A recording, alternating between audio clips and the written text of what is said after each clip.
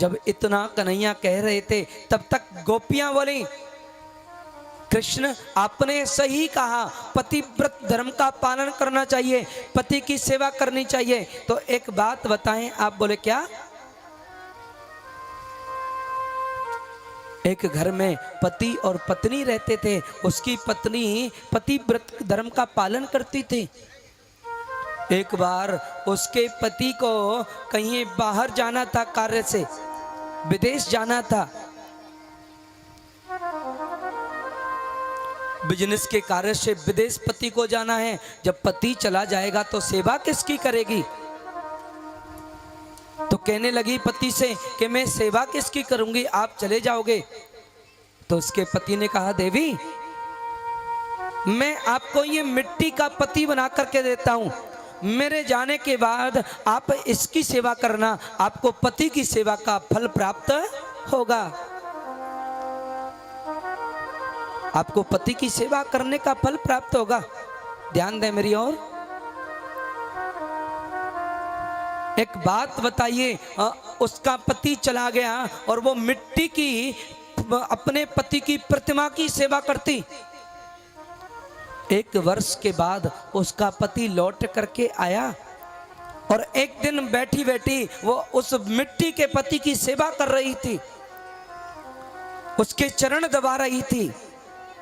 उसका पति आकर के और दरवाजे को उसने खटखटाया, देवी खोलो।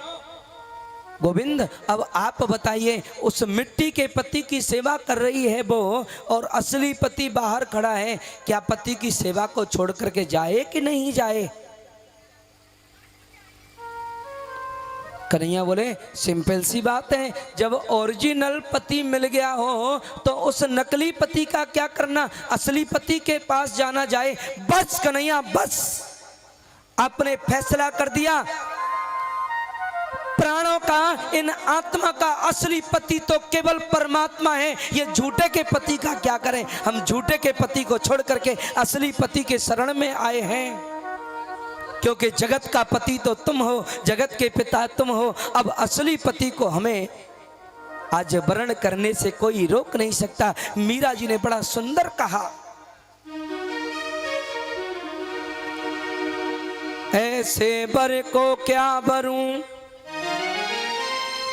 जो जिए और मर जाए, बरबरियों घनश्याम को सो जीवन अमर हो जाए।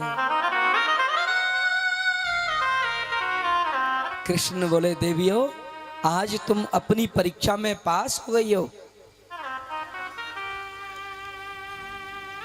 मेरी शरण में जब जीव आता है तो मैं उसकी परीक्षा लेता हूं। और जीव, जब एक बात बता दें आपको, आप अखंड भगवान की भक्ति करना, आपके घर में सबसे पहले लक्ष्मी की कमी आएगी।